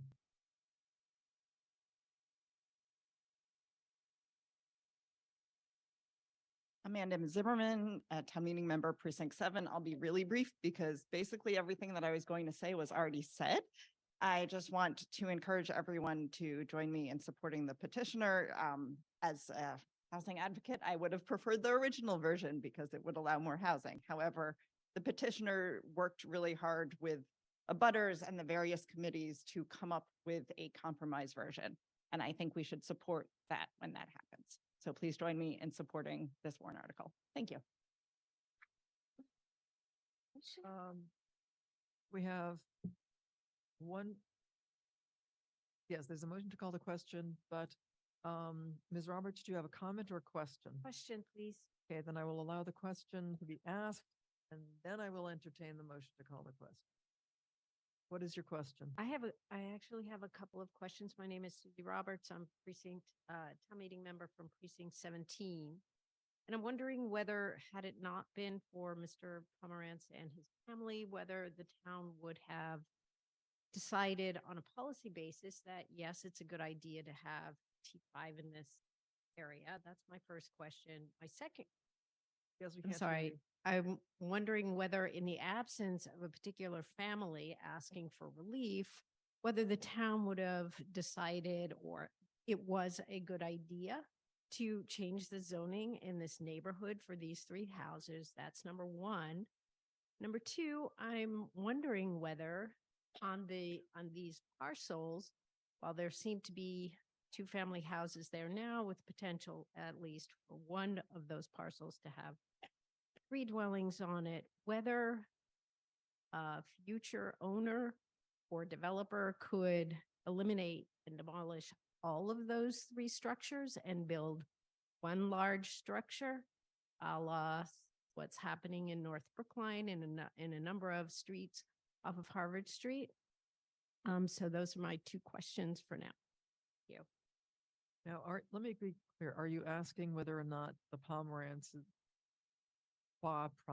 were given preferential treatment because of who they are? No, I'm asking whether the town would have thought as a policy matter, gee, on its own, had it not been brought to the attention of the town, which all of a sudden decided, oh, this would be a great idea.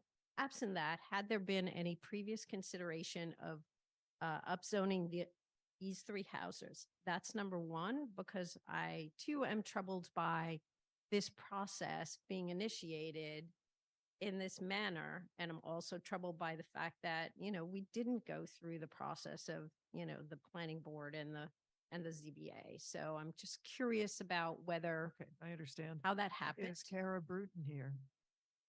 And if not, Polly Selko, could you come speak?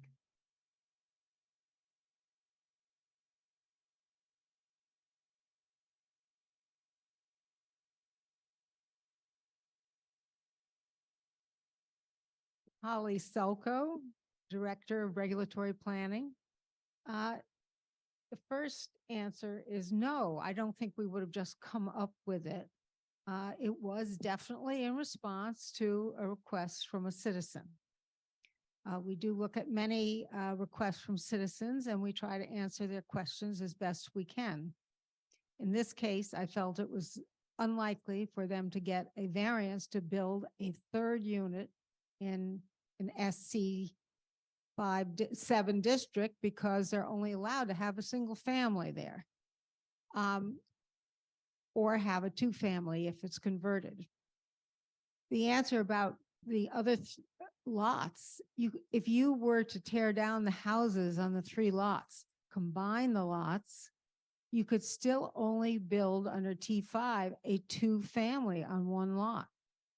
And the FAR would be 0.5. So you couldn't build anything that was, a McMansion. It would still have to meet the FAR requirements. But that wasn't my question, actually. My question was just on one lot, could we take down the existing structures and build now what's going to be a 1.0 FAR, which can result in a very large structure instead of what's there now? I'm wondering whether that's a possibility. Well, in a T5 district, the FAR is 0.5. No, but No, I thought the amendment said the FAR is I'm one sorry. point I'm zero. sorry. it is Nobody, one. nobody I can yell out misspoke. any You're answers. right, it is one. So your question is, So my question is, could the owners of these lots, I mean, this is a boon, this is potentially a Excuse me, big, Ms. Roberts. this is a You're, boon. excuse me. You are referring to a one lot and then Just men one lots. lot, Okay. just one lot, one Right. owner, not Okay, so combining them. don't Okay. interrupt me, please. Are you referring to the lot that the Pomerances are owning? Please be specific as to what lot you are talking about. I'm actually, in the event that we adopt this warrant article, that any one lot could do what I'm asking, if it's possible to be done. So whether it's the Pomerantz family or the other lots, on one lot, could the owners or developer of that lot tear down what's there now and make and build a lot with a 1.0 FAR, which is quite large, especially if these acreages are, I don't know what they are, 9,000 square feet. I think it was mentioned 13,000 square feet. That's 13,000 square foot home or homes. So that's my question. well, hypothetically, yes, but keep in mind that it's not just the FAR one. There are setbacks, there are height limitations. So there are other things, and also, of course, they would have to go through the demolition approval process. So Okay, thank you. We now have a motion to call the question, which has been seconded by Mr. Sandman, and it has to pass by a 2/3 vote. That's a very good question. No. Yes. Oh. I'm sorry. You're hidden by my, by my laptop. Jonathan Klein, Town Meeting Member Precinct 17, waiting to make a comment. Okay, yes, Question and was I not also, called. yes, I will allow you, actually, I was only going to allow questions. So, which is why I allowed Ms. Roberts to interrupt and before calling the question. And since the question was called, I allowed her question. So I will now say that we have one person, and what is your name? Jonathan Klein. Mr. Klein waiting to call, make a comment, and Ms. Hillman, who subsequently signed up to ask a question.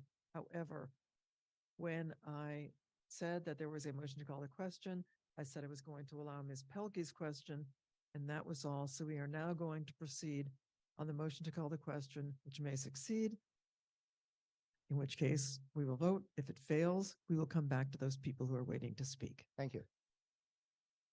Who I just said, Ms. Hillman and Mr. Klein. Oh, God. Who are Mr. Lowe, sorry, Mr. Rumpler. These are all people speaking in favor of the action. Mr. Rumpler, Mr. Lowe, Catherine Jungeis, Jonathan Klein, Nathan, I think it's Nathan Schatz, Lisa Schatz, excuse me, Lisa, Nir Hakohen, Doug Starr, and Monica Sidor, and Ms. Giora Gorfain. Thank you for reminding me. And now, if we could please start the vote. Thank you.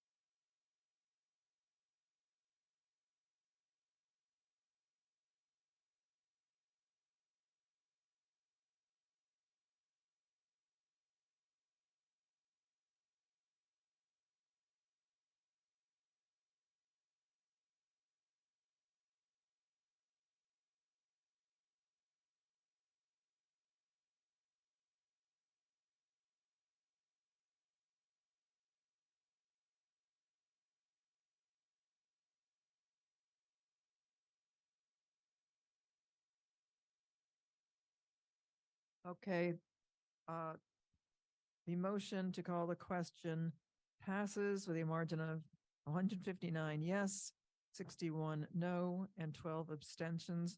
We will therefore vote on this motion for a zoning change, which is to change the zoning for the 3 listed parcels on Mason Terrace from the single family SC district to a T5 district. This too will require a 2/3 vote. And Ms. Fisher, at this point, I would sit down if I were you. I just wanted to point out that the names that you read included 2 abutters who were speaking in favor. Oh, it's irrelevant. I said everyone was speaking in favor. And don't stop a ship that's heading your way. That's what I would say. Okay, so is everyone under a voting yes would allow this change to occur? Voting no would mean that no change would occur and the zoning would stay the same. So I think we should all be clear on what we're voting on and what the consequences would be. The voting Madam will Moderator, drop- point of order. Oh, Mr. Warren. Yes, I'm sorry. I'm not sure if I called it properly. Thank you for recognizing me. I just was hoping you could explain why this is a 2/3 vote. It as is a opposed- zoning- As it is a opposed zon- to, as opposed to a 50% housing choice. If it were a change from the original request from a single family district to a 1.5 M district, which would in fact have increased significantly the amount of housing allowed, then yes, it could be subject to a 50% vote. However, an increase from an SC, which is a single/2 family house district to a multiple, like, again, 2 or 3 family district on a lot is not a significant enough increase in housing to allow it to fall under the Housing Choice Act. Okay, thank you. Therefore, we require a 2/3 vote. And it will drop now. Oh, and I will point out that this was an agreement. The Pomerances knew that this was something they were agreeing to, i.e.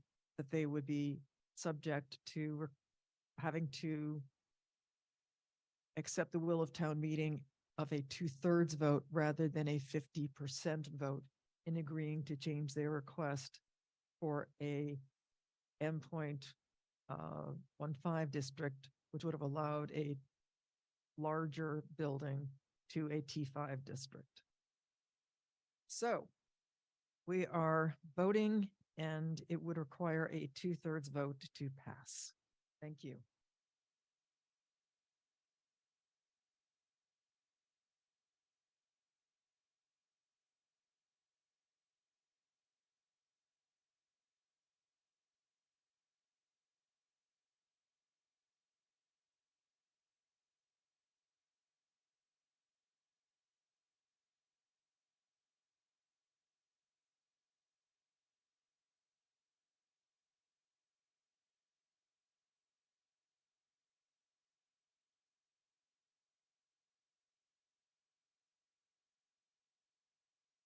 And please do not have any reaction until I've read the numbers officially so that the town clerk can record them.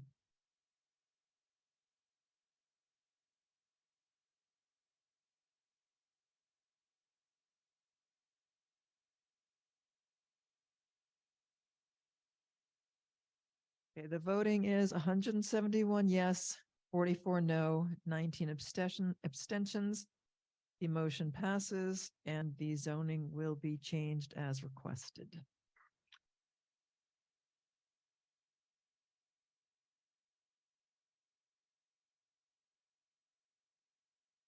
The next motion would have been Article 7, but that will be heard as the second order of business tomorrow, as we so moved earlier today. Article 8, no motion is being made. It had to do with allowing the town to reduce property taxes for senior citizens through a tax work-off program, but a change in a state program made that unnecessary for the town to move. So we now move to Article 9, which seeks to change general bylaws to create a payroll division under the direction of a payroll director. The division would be under the finance department. The motion is found on page 9.3 to 9.4 of the combined reports. It is moved by Dennis Doughty and seconded by Ms. Ashkenazi. For speakers, we first have Stephen Reeders of the Advisory Committee.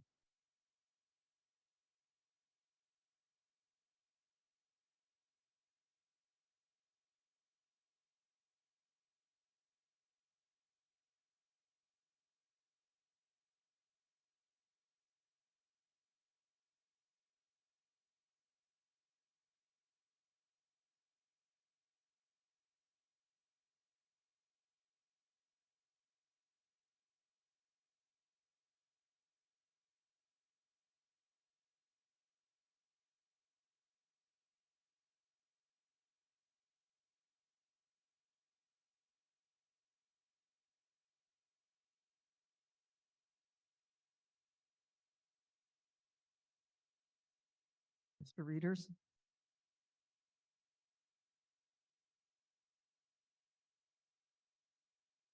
Does anyone know where Mr. Reeders is?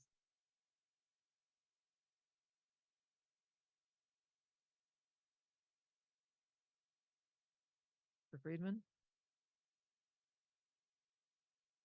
Mr. Friedman, as Assistant Chair of the Advisory Committee, you know where Mr. Reeders is. I have not seen him all week. Okay, let's start with Ms. Ashkenazi. Okay, and Mr. Doughty, we're in New York. Do you feel like ad-libbing tonight?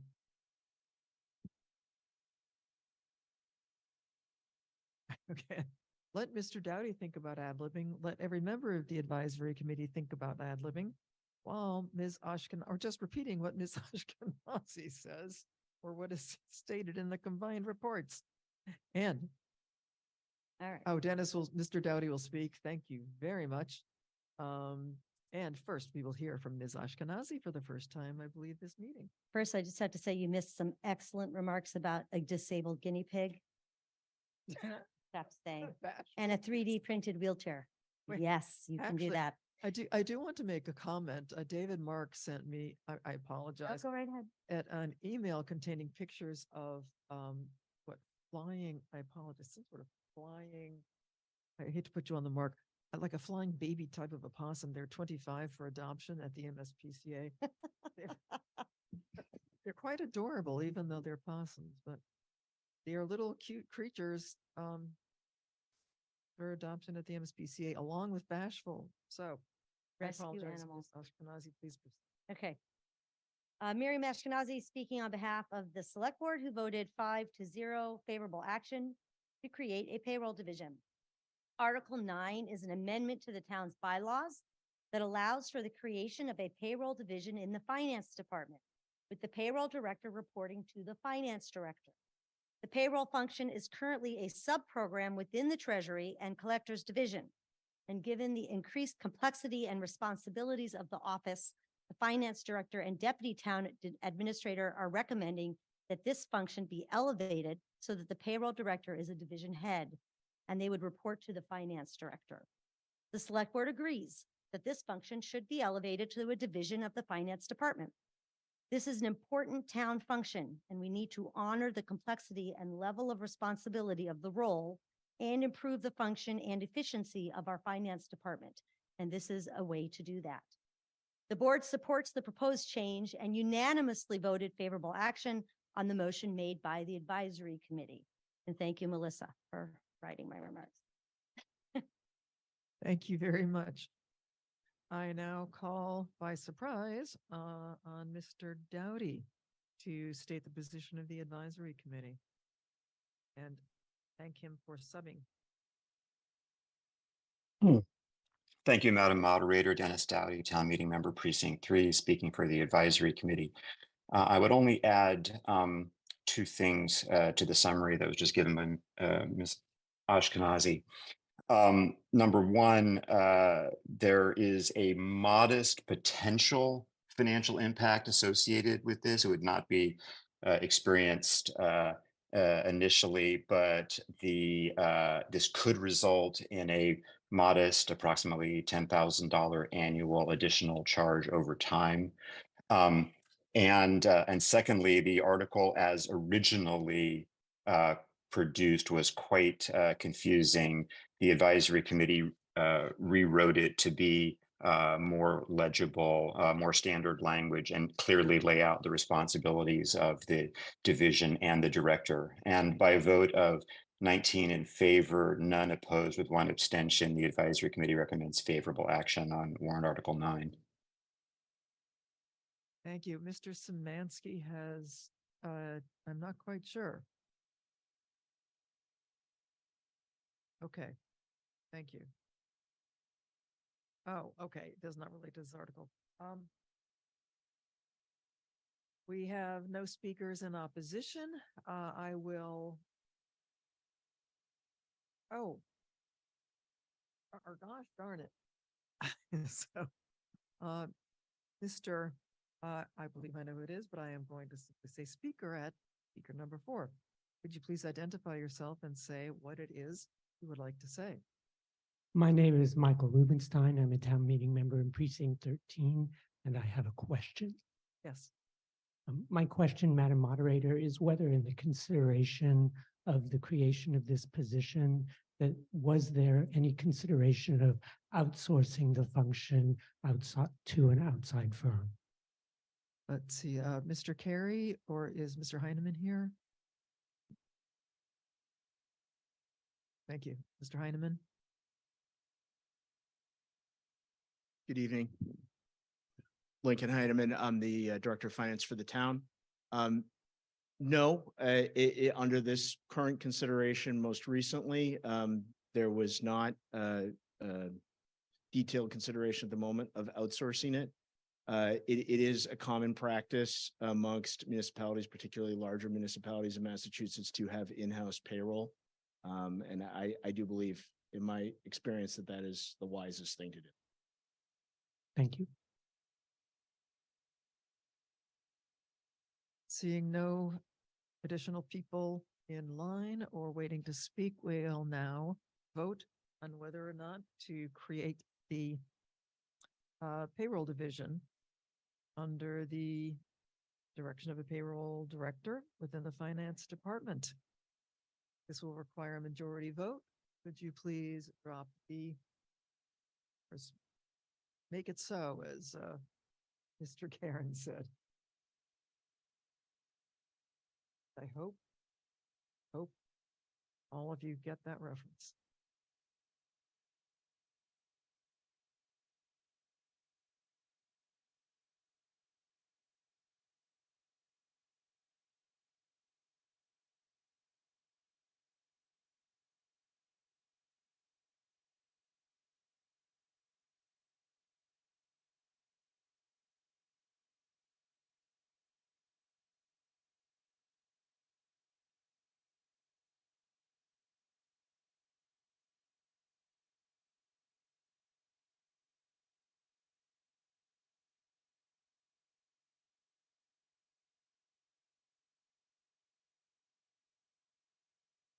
With votes of 198 yes, 1 no, and 5 abstentions, the motion passes.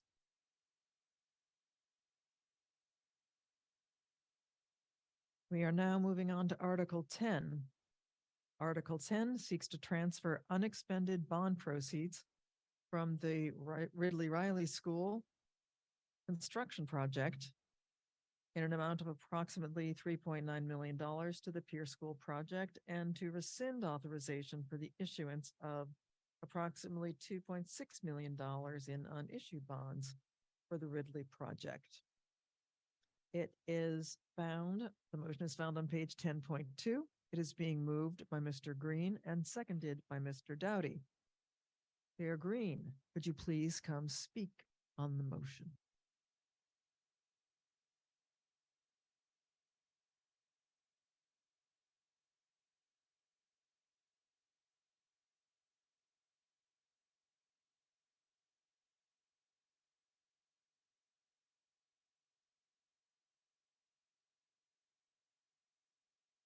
Good evening, Madam Moderator. Let me get my phone up here.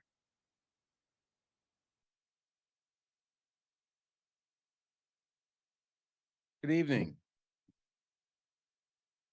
I'm Bernard Green, Chair of the Select Board, and reporting on the Select Board's recommendation with respect to warrant Article 10, which I am looking for on my phone. Okay, here we are. Warrant Article 10 would authorize the transfer of surplus proceeds from previously issued bonds, which are no longer needed to complete the projects for which they were initially borrowed for, to pay the cost of one or more eligible projects. Warrant Article 10 would also rescind certain unused borrowing authorities. Now, to be more specific, there are three issues here. First, Warrant Article 10 would transfer unused bond proceeds in the amount of $3,928,938.35 from the Ridley School project to the Pierce School project. This amount has already been borrowed and funded by the Ridley School project, so $3.9 million would be available to the Pierce project and would not be required to be borrowed by Pierce at the higher interest rates than were charged for the Ridley borrowing. So we'd save on interest costs. Second, warrant Article 10 would rescind $2.9 million in bond authorizations for the Ridley School that has not been needed. So the authority to borrow $2,667,621 would be rescinded, and the town would not need to borrow this money.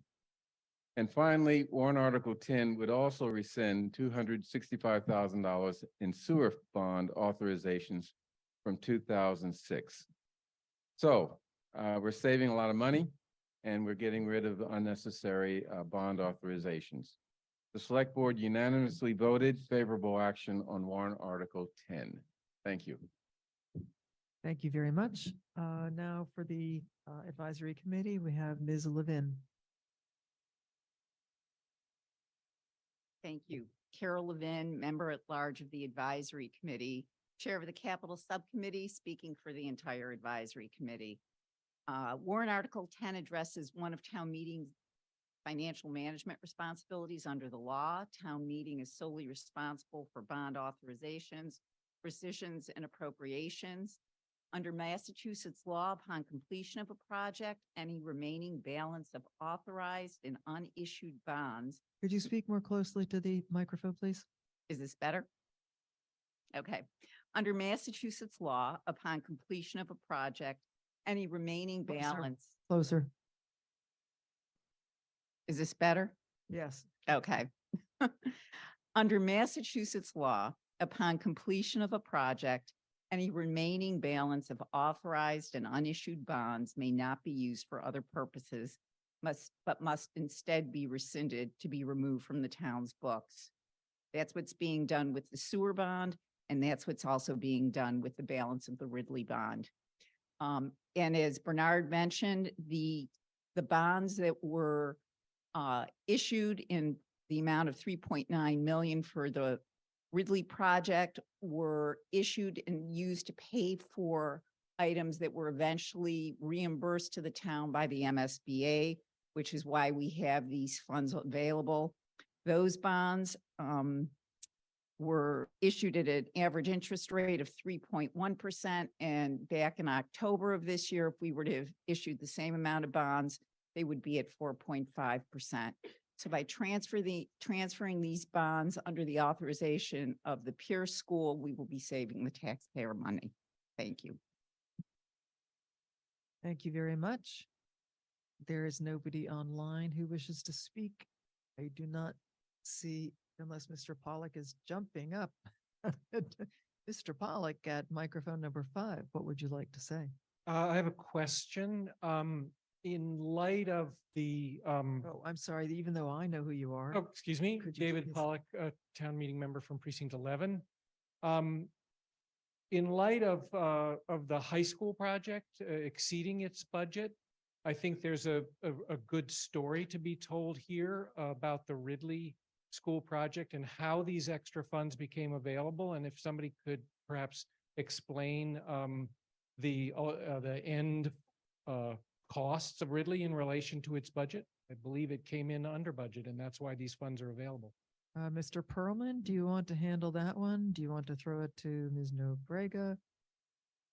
Or to Ms., who's jumping up? There's Mr. Perlman, and he's going to throw it to Ms. Goff. You have gotten off so easily so far. Yes, Melissa Goff. Good evening, Melissa Goff, Deputy Town Administrator. The original bond authorization all in. Could you please speak closer to the microphone? Sure. Melissa Goff, Deputy Town Administrator. The original bond authorization for the Ridley construction project was $118 million. With the rescissions here, it will be about 111.8 million. Obviously, the MSBA reimbursement is factored into that, but that's kind of the delta between what was originally authorized and what the overall project cost was. Okay, does that satisfy your question? Okay, Mr. Ananian. Scott Ananian, town meeting member precinct 10. I heard Bernard say that it was $265,000 for the sewers, but I think it's actually just $265. I just wanted to make sure the combined reports is right. Thank you. $265 from 2006. We're crossing those I's and dotting those T's. Thanks. Okay. I don't see anyone else popping up. In which case we will now vote on whether or not to authorize the transfer of unexpended proceeds, bond proceeds, and to rescind authorization for the issuance of unissued bonds. Does everyone understand what we are voting on and what the consequences are of voting yes, which is to transfer the money, voting no, which is to not approve the transfer? Perfect. We will now vote. Majority vote is required.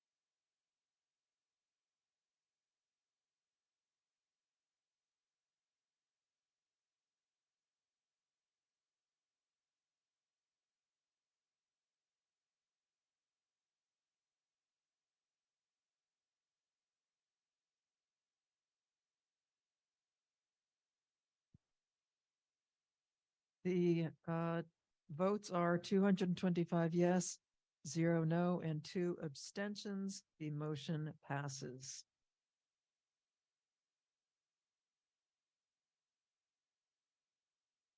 Okay, motion number, article number 11 seeks to amend the name of the Community Preservation Committee or Commission. Commission or committee, I apologize. Committee to the Community Preservation Act Committee to make it clearer what it actually is. It is found on page 11.3 to 11.5 of the combined reports. Ms. Ashkenazi moved it and Mr. Doughty seconded it. Our first speaker is Ms. Ashkenazi. Welcome back to the podium.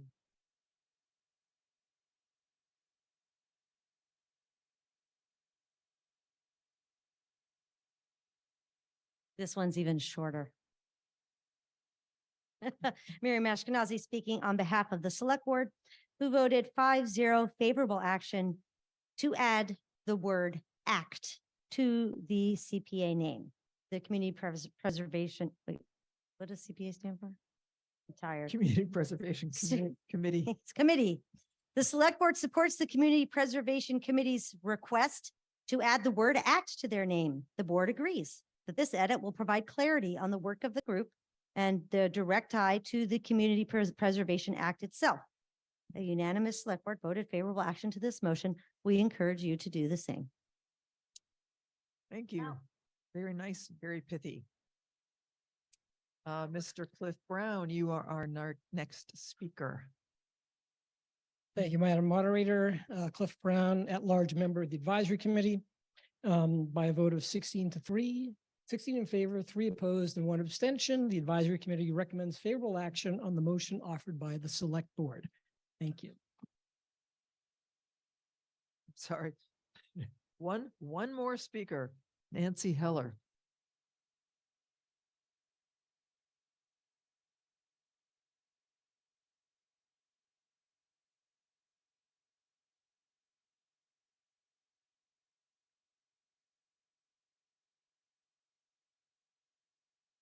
Thank you, Madam Moderator.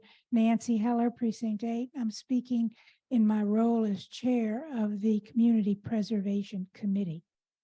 I'm going to be really brief, but I'll just give you a little bit of history. The genesis of warrant Article 11 to change the name is a unanimous vote by the committee, a Community Preservation Committee, to change our name to add the word act. And the reason is that we found that members of the Brookline public on hearing the name Community Preservation Committee had no idea really what the missions or goals of the committee were, but did know something about us when we referred to the Community Preservation Act. We realized that residents who may have a more difficult time searching for community actions when the name didn't convey anything about our role. So it makes sense that the name of the committee reflects the role and work of the committee. We approached the select board and were informed that we needed a warrant article, here we are, to accomplish this simple and sensible action. Therefore, in the interests of transparency and accuracy, the Community Preservation Committee requests that you vote favorable action on warrant Article 11 to change the committee's name to Community Preservation Act Committee. Thank you. I have no speakers in line and see nobody at the microphone or anybody leaping up to come to the microphone. Therefore, we will take a vote on whether to change the name of the Community Preservation Committee to the Community Preservation Act Committee. It requires a majority vote, and we will start the voting now.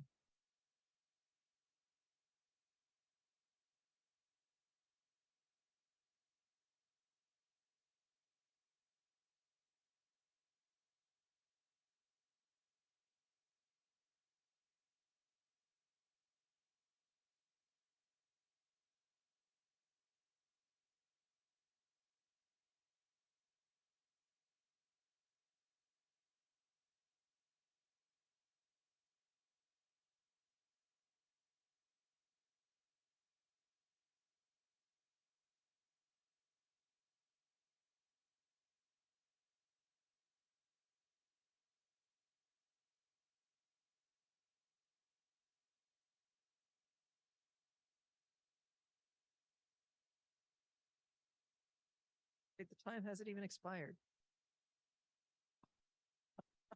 Okay.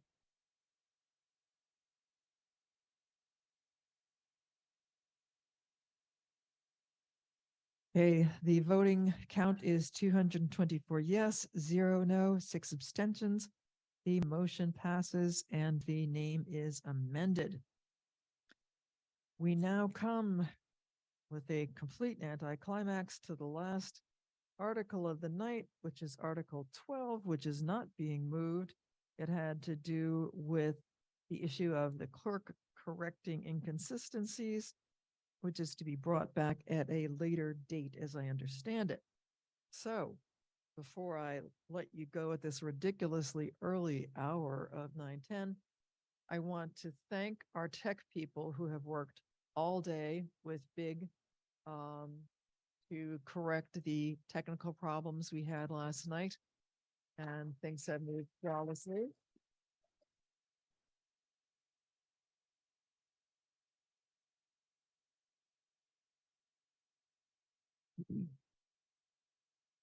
Unless I hear any objections, which I'm sure will be very popular, I will adjourn the meeting for this evening and we'll see you tomorrow at 7. God. A motion to adjourn. I just got so heady with excitement at leaving. Mr. Bernstein has a motion to adjourn and I'm going to see if I have a second. Second, all right, let's vote on whether or not to adjourn. You can drop the ballot.